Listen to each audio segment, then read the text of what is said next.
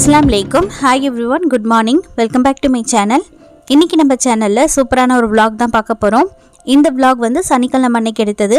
சனிக்கிழமை அன்னைக்கு நாங்க எங்க போனோம், என்னெல்லாம் சமைச்சு எடுத்துட்டு போனோம், போன இடத்துல என்ன நடந்தது அப்படிங்கறதை இந்த வீடியோல நான் ஷேர் பண்ணிருக்கேன். வீடியோ ரொம்ப சூப்பரா போக போகுது. சோ வீடியோ வந்து ஸ்கிப் பண்ணாம ஃபுல்லா பாருங்க. இப்போ வாங்க வீடியோக்குள்ள போகலாம். இந்த வீடியோ வந்து சனிக்கிழமை மார்னிங் 5 o'clockலேருந்து ஸ்டார்ட் ஆகுது. நாங்கள் வந்து இன்றைக்கி எங்கே போக போகிறோன்னு பார்த்தீங்கன்னா முக்கம்பூர் போகலான்னு சொல்லிட்டு நைட்டே நாங்கள் பிளான் பண்ணிட்டோம். வீட்லேயே எல்லா ஃபுட்டுமே செஞ்சு எடுத்துகிட்டு போயிடலாம் அப்படின்னு சொல்லிட்டு பாட்டி வந்து செய்கிறதுக்காக மார்னிங் சீக்கிரமாகவே எந்திரிச்சிட்டாங்க. எந்திரிச்சதுக்கப்புறமா அவங்க வந்து சில வேலைகளெல்லாம் உள்ளே முடிச்சுட்டு அதுக்கப்புறமா விறகடுப்பை பற்ற வைக்கலாம் அப்படின்னு சொல்லிட்டு இப்போ வந்திருக்காங்க. இன்றைக்கி நாங்கள் எல்லா ஃபுட்டுமே விறகடுப்பில் தான் செய்யலான்னு பிளான் பண்ணியிருக்கோம். இன்றைக்கி நாங்கள் என்னென்ன ஃபுட்டு செய்யப்போகிறோன்னு பார்த்தீங்கன்னா புளி சாதம், தயிர் சாதம், தக்காளி சாதம் தான் செய்ய போகிறோம். இது கூட வந்து பெப்பர் சிக்கன், அதுக்கப்புறமா உருளைக்கிழங்கு ஃப்ரை, எள்ளு சட்னியும் அரைச்சிக்கலாம் அப்படின்னு சொல்லிட்டு பிளான் பண்ணியிருக்கோம். இதுதான் இன்றைக்கி நம்ம இந்த வீடியோவில் ஃபுல்லாக பார்க்க போகிறோம். அது மட்டும் இல்லாமல் முக்கம்பூர் போன இடத்துல என்ன நடந்தது அப்படிங்கிறது இந்த வீடியோவில் நான் வந்து சொல்லியிருக்கேன். ஸோ வீடியோ வந்து ஸ்கிப் பண்ணாமல் ஃபுல்லாக பாருங்கள். விறகடுப்பில் ஒலை வச்சு முடிச்சாச்சு. ஒலை கொதிக்கிறதுக்குள்ளாரையும் டீ குடிச்சிட்டு வந்துடலாம் அப்படின்னு சொல்லிட்டு இங்கே வெளியே வந்து நாங்கள் திண்ணையில் உட்காந்துருக்கோம். திண்ணையில் நல்லா டீ குடிச்சிட்டு ஜாலியாக எல்லாம் கதை பேசிட்டு அரட்டடிச்சிட்டு உட்காந்துருந்தோம். இவங்க வந்து என்னோட அண்ணனும் அதுக்கப்புறமா அத்தை பையனும் 2 பேருமே சஜனா சஃபானா 2 பேர்த்தையும் கிண்டல் பண்ணிட்டு இருந்தாங்க. இவங்க 2 பேரும் இப்போ தான் எந்திரிச்சு வந்திருக்காங்க. ப்ரஷ் பண்ணிவிட்டு டீ குடிக்கிறதுக்காக உட்காந்துருக்காங்க. டீ குடித்து முடிச்சதுக்கப்புறமா நாங்கள் எங்கள் வேலையை ஸ்டார்ட் பண்ணிக்கிட்டோம். ஒரு அடுப்பில் வந்து புளி வந்து கொதிச்சிட்ருக்கு புளி சாதத்துக்காக. அப்புறமா வந்து இங்கே எப்பயுமே வந்து மார்னிங் டைமில் காவேரி வாட்டர் வந்து வந்துகிட்டே இருக்கும். சரி அதையும் பிடிச்சிடலாம் அப்படின்னு சொல்லிட்டு பிடிச்சி வச்சிட்ருக்கோம். அப்புறமா வெளியே ஒலை வச்சுருந்தோம் இல்லையா விறகடுப்பில், அதுவும் நல்லா ஒலை கொதித்து வந்திருக்கு. பாட்டி வந்து அரிசி போட்டுட்ருக்காங்க. ஒவ்வொருத்தவங்களும் நாங்கள் ஒவ்வொரு வேலை செஞ்சுக்கிட்டு இருந்தோம். ஏன்னா வந்து 9:30க்கெல்லாம் இங்கேருந்து கிளம்பிடணும் அப்படின்னு சொல்லிட்டு பிளான் பண்ணியிருக்கோம். ஆனால் எவ்வளோ டைம் ஆக போகுதுன்னு தெரியல. இந்த சைடில் வந்து நானும் சித்தியும் உருளைக்கிழங்கு வந்து கட் பண்ணிக்கிட்டு இருந்தோம். நான் வந்து உருளைக்கிழங்கு சீவி கொடுத்துட்டு இருந்தேன், சித்தி வந்து கட் பண்ணிக்கிட்டு இருந்தாங்க. அதுக்கப்புறமா இந்த சைடு சாதமும் நல்லா வெந்து வந்துருச்சு. பாட்டி வந்து வடிச்சும் எடுத்துட்டாங்க. இப்போ இன்னொரு பாத்திரத்தில் மாற்றி வந்து சாதத்தை ஆற விட போகிறாங்க. ஏன்னா புளி சாதத்துக்கெல்லாம் கொஞ்சம் ஆறி இருந்தால் தான் புளி சாதம் கட்டுறதுக்கு கரெக்டாக இருக்கும். அதனால் வந்து சாதத்தை வந்து இன்னொரு பாத்திரத்தில் மாற்றி ஆற விட்டுட்ருக்காங்க.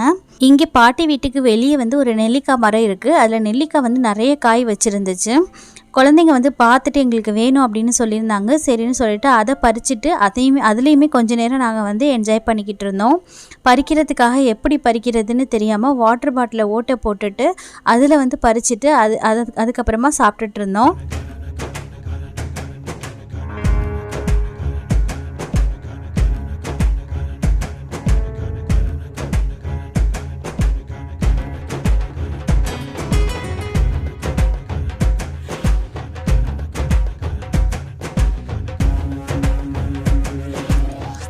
அப்புறமா ரொம்ப டைம் ஆகிடுச்சு அப்படின்னு சொல்லிட்டு சரி தக்காளி சாதம் செஞ்சிடலாம் அப்படின்னு சொல்லிட்டு தக்காளி சாதத்துக்காக எல்லாம் ரெடியாக எடுத்து வச்சுருக்கோம். அது மட்டும் இல்லாமல் மற்ற ஐட்டம்லாம் செஞ்சதெல்லாம் இங்கே ரெடியாக எடுத்து வச்சுருக்கோம். சித்தி வந்து தயிர் சாதத்துக்காக தாளித்து வச்சுருக்காங்க. அதுவுமே இப்போ மிக்ஸ் பண்ணி எடுக்கணும். இந்த சைடு வந்து நான் தக்காளி சாதத்துக்காக பூண்டு, வெங்காயம், தக்காளி இதெல்லாம் வந்து கட் பண்ணிக்கிட்டு இருந்தேன். இப்போ வந்து விறகடுப்புலேயே தான் நான் தக்காளி சாதம் செய்ய போகிறேன். தக்காளி சாதம் ரெசிபி நம்மளோட சேனலில் ஏற்கனவே இருக்கிறனால நான் இது வந்து ஃபுல்லாக வந்து எதுவுமே காட்டலை. நான் சின்ன சின்ன கிளிப்பிங்ஸை மட்டும் இதில் ஆட் பண்ணியிருக்கேன். தக்காளி சாதத்தோட ரெசிபி உங்களுக்கு வேணும் அப்படின்னா டிஸ்கிரிப்ஷன் பாக்ஸில் லிங்க் கொடுக்குறேன், கண்டிப்பாக செக் பண்ணி பாருங்கள். தக்காளி சாதம் மட்டும் இல்லாமல் நம்மளோட சேனலில் தயிர் சாதம், புளி சாதம், லெமன் சாதம்னு சொல்லிட்டு நிறைய விதமான கட்டி சாதம் ரெசிபி நான் அப்லோட் பண்ணியிருக்கேன். பார்க்காதவங்களுக்கு டிஸ்கிரிப்ஷன் பாக்ஸில் லிங்க் கொடுக்குறேன், கண்டிப்பாக செக் பண்ணி பாருங்கள். இந்த சைடு வந்து என்னோட தம்பிக்கிட்ட நான் தேங்காய் கேட்டிருந்தேன். அவன் வந்து உடச்சிட்டு இருக்கான். இது வந்து நாங்கள் எள்ளு சட்னிக்காக ரெடி பண்ணிக்கிட்டு இருக்கோம். அப்புறமா வந்து தயிர் சாதத்துக்காக கிளறிடலாம் அப்படின்னு சொல்லிட்டு தயிர் சாதத்துக்காக கிளறிக்கிட்டு இருக்கோம். தயிர் சாதம் வந்து நாங்கள் இன்றைக்கி ரொம்ப கம்மியாக தான் செய்ய போகிறோம். ஏன்னா வந்து குழந்தைங்கள்லாம் புளி சாதம் வேணாம் அப்படின்னு சொல்கிறாங்க. அவங்களுக்காக மட்டும்தான் தயிர் சாதம் வந்து கிளற போகிறோம். அப்புறமா எள்ளு சட்னிக்காக இங்கே வந்து எல்லாமே வதக்கி வச்சிட்ருக்கோம். எள்ளு சட்னிக்காக வரமிளகாவும் புளியும் வந்து எண்ணெயில் போட்டு வதக்கி எடுத்தாச்சு. இன்னொரு அடுப்பில் வந்து உருளைக்கிழங்கும் ஃப்ரை ஆகிட்டுருக்கு. எள்ளு சட்னி செய்கிறதுக்காக எள்ளும் ஃப்ரை பண்ணிக்கிட்டு இருக்கோம். இந்த சைடு வந்து புளி சாதத்துக்காக தாளித்து விட்டாச்சு. அதுக்கப்புறமா எள்ளு சட்னிக்காக தேங்காய் தேவைப்படும், அதையும் வந்து திருவிட்டுருக்காங்க. இன்னொரு சைடில் வந்து சாதம் வந்து ஓரளவுக்கு தான் வந்து ஆறி வந்திருக்கு. ஸோ ஆற விடுறதுக்காக 2 பாத்திரத்தில் மாற்றி எடுத்துகிட்ருக்கோம். புளி சாதத்துக்காக தாளித்து விட்டாச்சு புளியை. அதனால் வந்து புளி சாதத்தை கிளறி எடுத்துடலாம் அப்படின்னு சொல்லிட்டு கிளறி எடுத்துகிட்ருக்கோம். ஓரளவுக்கு ஒரு வேலையாக முடிஞ்சிட்டே இருக்குது. அதுக்கப்புறமா வந்து ஜென்ஸுங்கெல்லாம் எங்களுக்கு வந்து சிக்கன் வேணும்னு கேட்டிருந்தாங்க. அவங்களுக்காக சிக்கன் பெப்பர் ஃப்ரை பண்ணலாம் அப்படின்னு சொல்லிட்டு கோழி எடுத்து ஃப்ரெஷ்ஷாகவே கட் பண்ணிடலாம் அப்படின்ட்டு கட் பண்ண போகிறாங்க. இது வந்து என்னோடய அத்தை பையன் தான் கோழி கட் பண்ண போகிறான். அதுக்கப்புறமா வந்து இந்த சைடு புளிசாதம் கிளறிடலாம் அப்படின்னு சொல்லிட்டு புளிசாதத்தை நான் கிளறிட்டு இருந்தேன். புளி சாதமும் வந்து கிளறி எடுத்தாச்சு. அதுக்கப்புறமா தக்காளி சாதமும் நல்லாவே தம்மாகி வந்துருச்சு. சரி அதையும் கிளறி வச்சிடலாம் அப்படின்னு சொல்லிட்டு கிளறி வச்சாச்சு.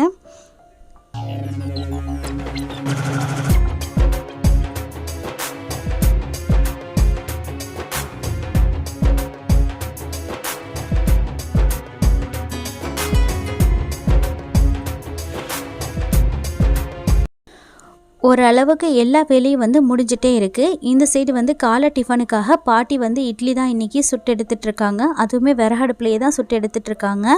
இட்லி ஊற்றி வச்சிட்டோம் அப்படின்னா முக்கால்வாசி வேலை முடிஞ்ச மாதிரி ஆகிடும். கோழியாக காலையில் கூனது.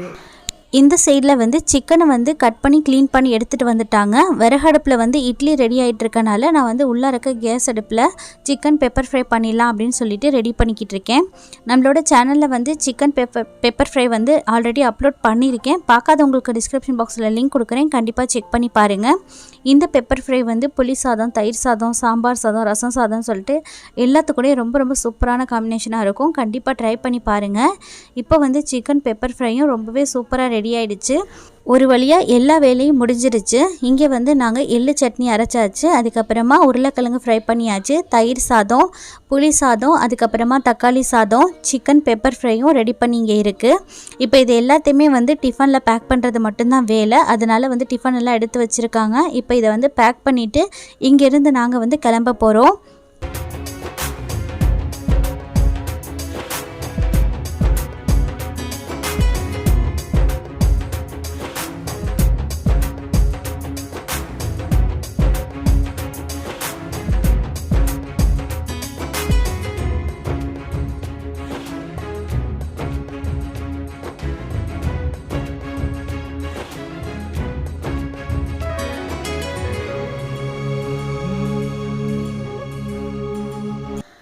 ஒரு வழியாக பேக்கிங் வேலையெல்லாம் முடிஞ்சிருச்சு. நாங்களும் கிளம்பி இப்போ போய்கிட்ருக்கோம். இப்போ எங்கே போயிட்டுருக்கோன்னு பார்த்தீங்கன்னா முக்கம்பூருக்கு தான் போய்கிட்ருக்கோம்.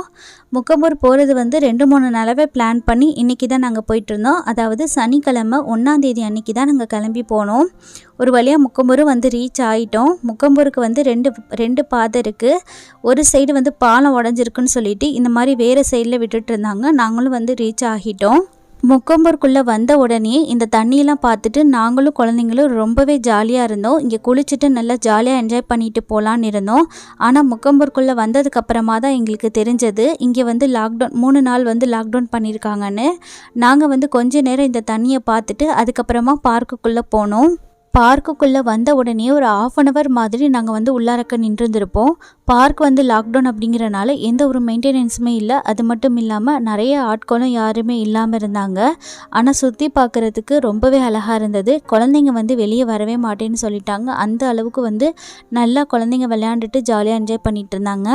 நாங்கள் வந்து இந்த தண்ணியெல்லாம் பார்த்துட்டு ரொம்ப நேரமாக நின்றுட்டு இருந்தோம். அதுக்கப்புறமா கொஞ்ச நேரத்துலேயே வந்து போலீஸ் வர ஆரம்பிச்சிட்டாங்க. போலீஸ் வந்ததுக்கப்புறமா பார்க்கிலேருந்து எல்லாருமே வெளியே வாங்க, 3 நாளைக்கு வந்து லாக்டவுன் பண்ணியிருக்காங்க, அதனால் யாருமே பார்க்குக்குள்ளே போகக்கூடாது அப்படின்னு சொல்லிகிட்டே இருந்தாங்க. அதுக்கப்புறமா கொஞ்ச நேரத்துலேருந்து நாங்கள் வந்து இங்கேருந்து கிளம்பிட்டோம்.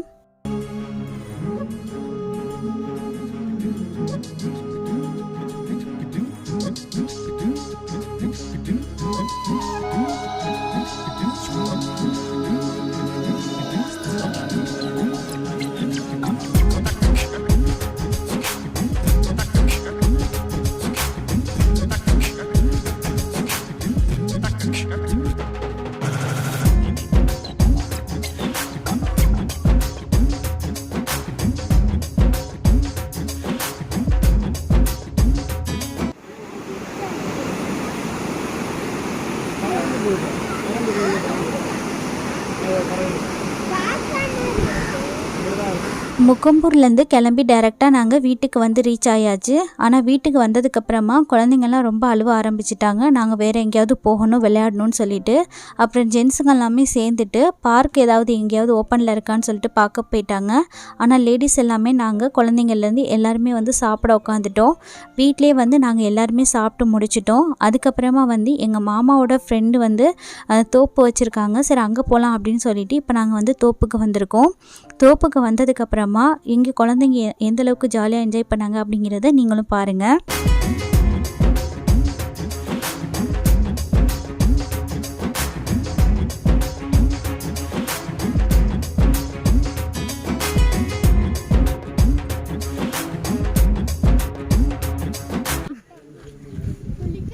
தெரியலையா ஒண்ணுமே கருப்பால இருக்கு.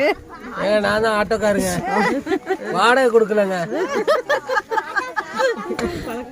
வாடகை கொடுக்கலையா? வாடகை கொடுக்காம ஏறி வந்தாங்க.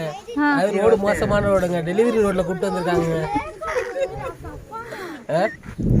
சொல்லுங்க என்னென்ன சொல்லணும் சொல்லுங்க. தோப்பு கூட்டு வரேன்னு ஏமாத்தி ஏதோ ஒரு கிராமத்துக்குள்ள கூட்டு வந்து எங்களை பழி வாங்குங்கன்னு சோறு போடலைங்க. சோறு நீங்க தானே வேணாம்னு சொன்னீங்க. எங்க நீங்க தான் அங்க போய் சாப்பிட்டுக்கலாம், பிரியாணி தரோம். நீங்க வந்து பார்த்தாதான் தெரியுது. பிரியாணி ஆயிட்டு இருக்கு, இப்பதான் தோப்புக்குள்ள இருக்கு.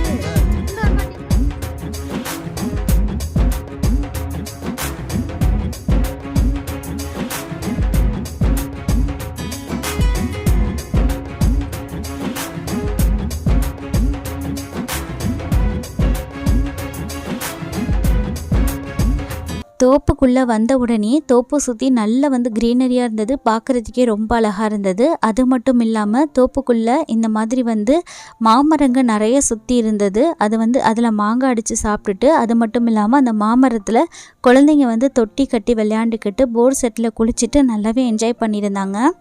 நாங்கள் வந்து முக்கம்பூரில் இருந்திருந்தால் கூட இந்த அளவுக்கு விளையாண்டு என்ஜாய் பண்ணியிருப்போமா அப்படிங்கிறது டவுட்டு தான். ஆனால் இங்கே வந்து ஒரு நாள் ஃபுல்லாக நல்லா வந்து நாங்கள் ஜாலியாக என்ஜாய் பண்ணிக்கிட்டு இருந்தோம். ரொம்பவே சூப்பராக இருந்தது. நல்ல காத்தோட்டத்தோட பார்க்குறதுக்கே ரொம்ப அழகாக இருந்தது.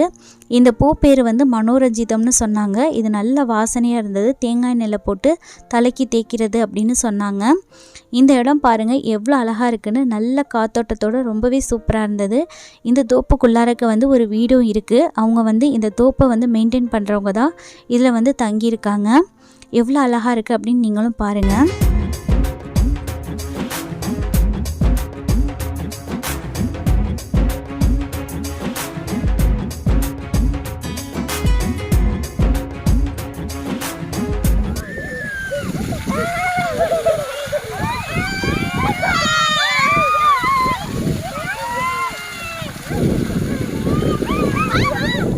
இங்கே வந்ததுக்கப்புறமா எல்லாருமே வந்து கொஞ்ச நேரம் சாப்பிட்டுட்டு ரெஸ்ட் எடுத்துக்கிட்டாங்க. அதுக்கப்புறமா எல்லா இடத்தையும் சுற்றி பார்த்துட்டு கடைசியாக வந்து பசங்க வந்து போர் செட்டில் விளையாடணும் குளிக்கணும்னு சொன்னாங்க. அதுக்கப்புறமா போர் செட்டை ஆன் பண்ணிவிட்டு இங்கே கொஞ்சம் நேரம் விளையாண்டு குளிச்சுட்டு இருந்தாங்க. அதுக்கப்புறமா இன்னும் வந்து உள்ளாரக்க நாங்கள் வந்து தோட்டம் போட்டிருக்கோம் அப்படின்னு சொல்லிட்டு இங்கே உள்ள ஓனர் வந்து சொன்னாங்க. அதுக்கப்புறமா உள்ளே போய் பார்க்கும்போது நிறைய வந்து முருங்கை தோட்டம் போட்டிருக்காங்க. அதுக்கப்புறமா அவுத்திக்கீரை அப்படின்னு சொல்லிட்டு பூச்செடிங்கெல்லாம் நிறைய வந்து வச்சுருந்தாங்க. அதையும் நாங்கள் வந்து சுற்றி பார்த்துட்டு அப்புறமா இங்கேருந்து ஈவினிங் போல் இங்கே கிளம்பிட்டோம். இந்த வீடியோ இதோட முடியுதுங்க. இந்த வீடியோ பார்த்து கண்டிப்பாக நீங்கள் எல்லாருமே என்ஜாய் பண்ணியிருப்பீங்கன்னு நான் நினைக்கிறேன். இந்த வீடியோ உங்களுக்கு பிடிச்சிருந்ததுன்னா மறக்காமல் என்னோடய வீடியோவை லைக் பண்ணிக்கோங்க. உங்கள் ஃப்ரெண்ட்ஸ் அண்ட் ஃபேமிலி கூடயும் மறக்காமல் ஷேர் பண்ணிக்கோங்க.